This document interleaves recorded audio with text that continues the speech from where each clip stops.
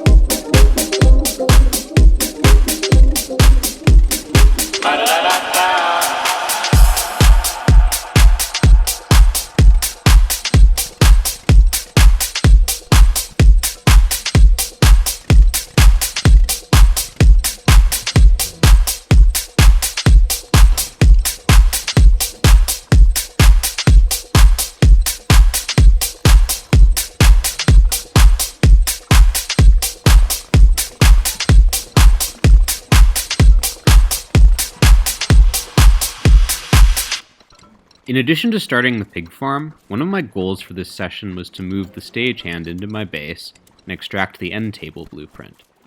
Endtables are one of my favorite sources of light in a ruins base. They add greatly to the efficiency of light bulbs, and they don't overheat you like a scaled furnace. It's not necessary to have the stagehand in my base to extract the endtable blueprint, but if I need to extract a second blueprint for another player who joins the server later, it'll save a long trip.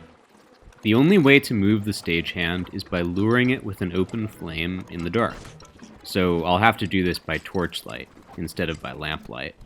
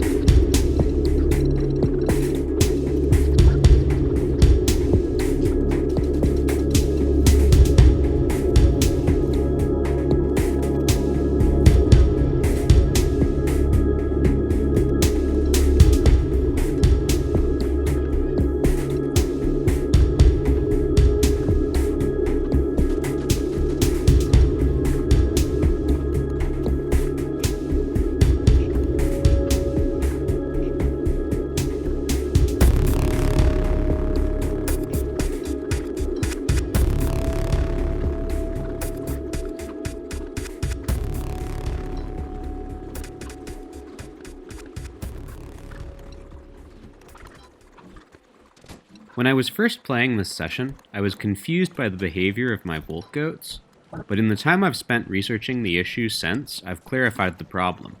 Patch 280.490 introduced an update to the herd mechanic that caused my two volt goat herds to merge, as they were both relatively low in population, and close to one another in proximity. This is unfortunate because there's no way to make volt goat herds split again, so I've effectively lost one of my two herds permanently. I'd recommend folks who are lucky enough to get two volt goat herds in their world make it a priority to pen the herds far away from each other, unless Clay changes this mechanic again. Fun fact, I've been carrying this pig house around pre-crafted since episode 1. Feels good to finally set it down.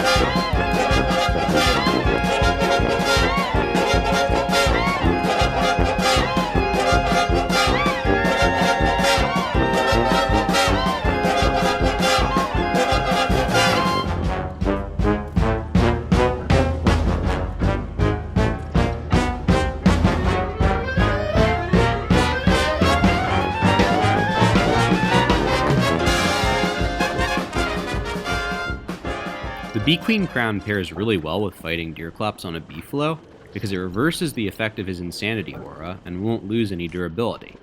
You can use it winter after winter to do the fight without worrying about sanity. Unfortunately, I forgot that I actually had a Bee Queen Crown this session, so that's a strategy I'll have to show next year.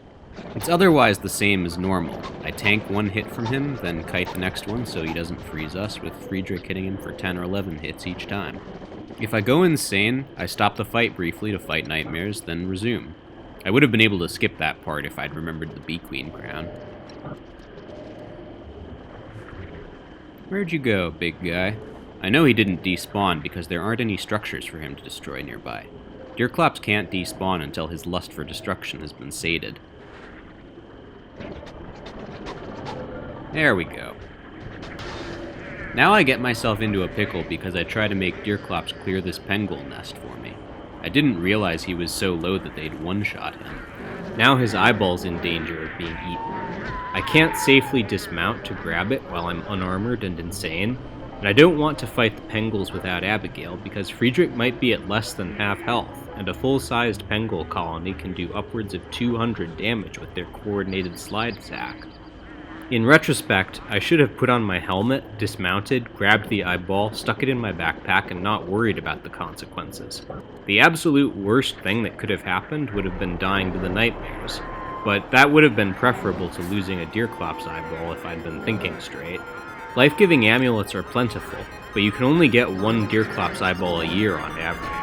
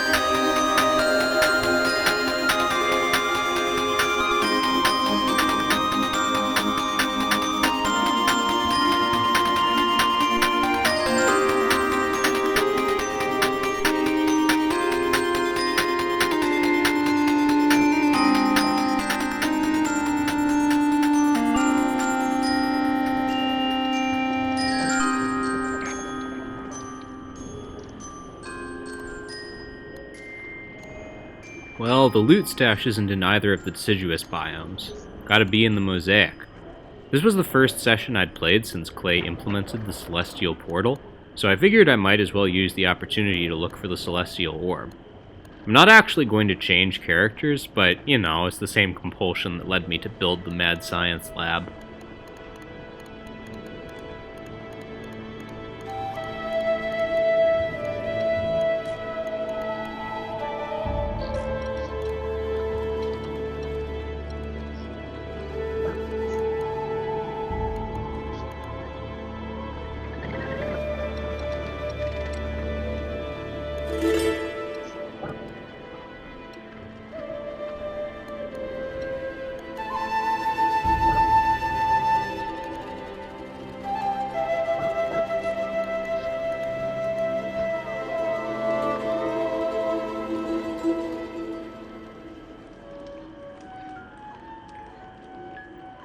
Anyway, that brings this session to a close, folks.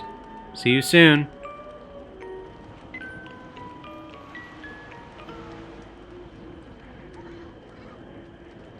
One last carol to go out on a literal and figurative high note.